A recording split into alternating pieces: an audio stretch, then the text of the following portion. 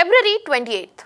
Since Iran-US war has broken out, Strait of Hormuz has not just been a maritime trade route. It has become a global choke point, it has become a geopolitical tool of force, and this is where Iran or US are not shying away from using it. Iran was blocking it, yes, but US decided to block the blockade where Iran will give permission, US will not. If US will give permission, Iran will not. And to add another step to it, there has been formalization of rules. Iran has gone ahead and laid down a clear framework that how the countries will be able to cross the Strait of Hormuz, which will be the countries which will be able to do so, and also most importantly, what are the criteria behind it. Hello everyone, welcome to Vajiram and Ravi's Flash News. My name is Shubhangi Singh, and in today's session we are going to discuss in detail that what exactly is the process that Iran has established in order to cross Strait of Hormuz. What will be the criteria and how it will be exercised.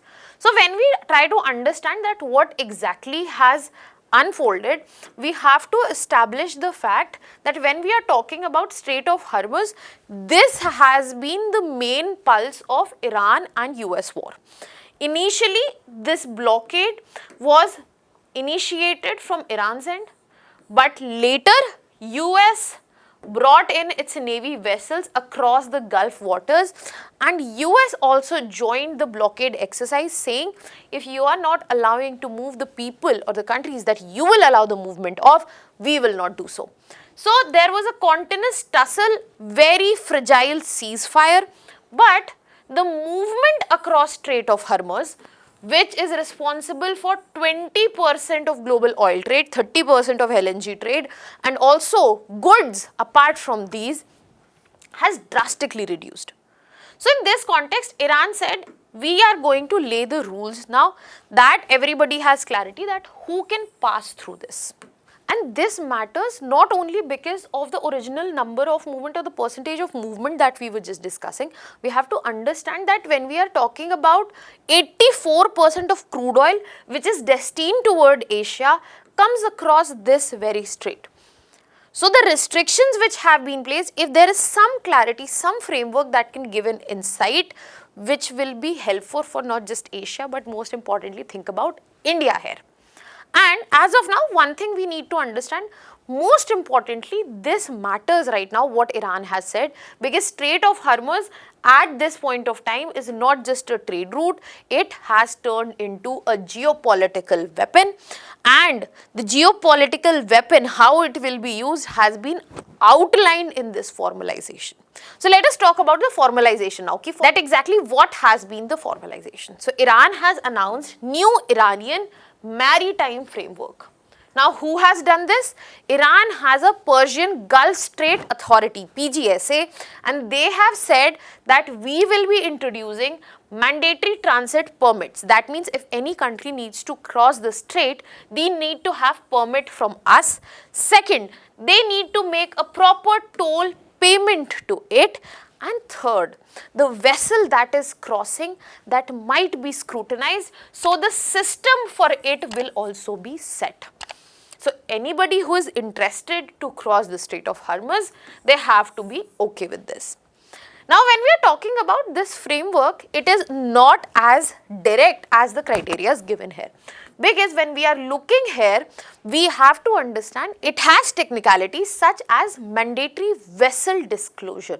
So the vessel, where it comes from, who owns it, the insurance information, the nationality of the crew, not just ownership of the vessel, but where is the person who is on the vessel is belonging to also matters. The cargo details, the transit route, the whole route that the vessel is going to take, and then the port origin and destination needs to be mentioned.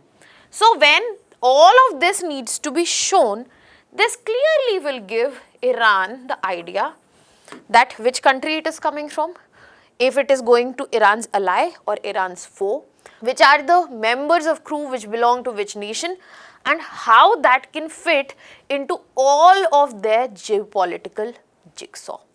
Because this is where Iran would be deciding based on all these factors that if they want to allow the movement or not, which gives them a huge upper hand. So when we are looking at the basic understanding that what has been the framework we have understood, now let us move to understand that what are the finer details of this framework. The first finer detail is the political screening. Iran, after giving the framework, has also clearly gone and warned that any country which supports US and the sanctions placed by them, they may face transit restrictions. That even if they are ready to pay the toll, they won't be allowed to move. Any vessel which is linked to US, which is linked to Israel, they will be not given the passage. So, up and until here we have a clear framework, but the terms and condition added, the TNC apply is here. And amidst that, two countries, India and Pakistan, they are looking towards negotiated access. Because if we are specifically talking about our country, India, we have been very clear that we are not interested to pay any toll and we don't want access denied, because if we look at the maritime, global maritime rules of movement, this is not right. But Iran and India have enjoyed diplomatic relations. They can actually negotiate that, and that is why as of now, India is looking towards securing passage for the flagged vessels which are at least benefiting or coming towards India. We don't know what will be the end situation to this, especially in reference with Pakistan, because a lot of things are unfolding at their end, true or not true, that we can get into later. But for India, it has been a dicey stage. Initially, India was allowed, later it was not. Indian vessels have also been attacked by Iran, and so much more has happened. So this is something where India's depth in diplomatic waters will actually be tested. And this framework, to many it might seem like a respite, to many it might seem like a problem, but till the point Strait of Hormuz is totally freed, and it is surely done, because it is also important for trade, no matter oil, LNG, goods, whatever. The surety of it, the predictability of it also is very important, because the world is already suffering because of this blockage.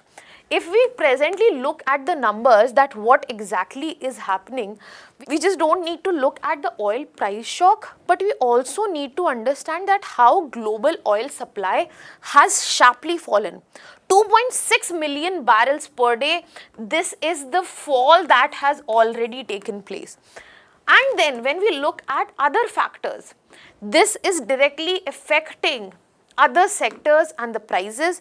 That means inflation. And I'm not talking about this with special reference to India. I'm talking about this is the global shock waves which are being created, the origin point of them being where? Strait of Hormuz. And if we look at other factors, we clearly see ships being stranded. We see 20,000 crew members remaining stranded. The insurance explosion that we are seeing, the war risk premiums have increased, missile threats are present, how goods are getting costlier, and so much more, that the disruption is going beyond just oil and LNG. It is affecting methanol, petrochemicals, fertilizers. That means hitting your pockets in multiple ways which you might not be aware of as of now, but you will feel the burn across the coming months. And furthermore, when we are doing this analysis, let us also look towards India and Asia. Because when we are talking about India, we know 85% of crude dependence, but Asia, half of the oil imports here, they are coming through Hormuz. 1/4 of LNG imports for Asia are coming through this very route. So when we are talking about these very impacts, this will also translate for India into higher current account deficit, which we have discussed in detail in the previous sessions. You can go and watch them as well. But when we are talking about other financial impacts, we are also seeing that how there is a bump in the financial market. For example, India's Nifty 50 index has gone down by 7% since this war began.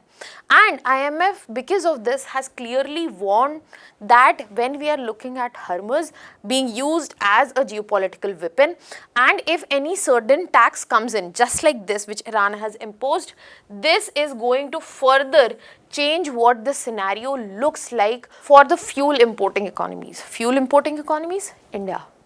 So where we are already being hit by high oil prices, where we are already being hit by imported inflation, be it for fertilizers, be it for LNG, be it for other goods, higher shipping cost and much more, we might also have to pay a shipping tax on top of it. And that is what makes it worrisome. It might be predictable, but we don't know how US is going to see it. We don't know how Iran is going to maintain it. But at the same time, it adds to the economic problems, the economic troubles, the economic burdens that have been created by a war far away from us, but which is being felt very close and inside our country. What are your thoughts on this? Let me know in the comment section. That was all from my side. I'll be leaving you here with a prelims practice question.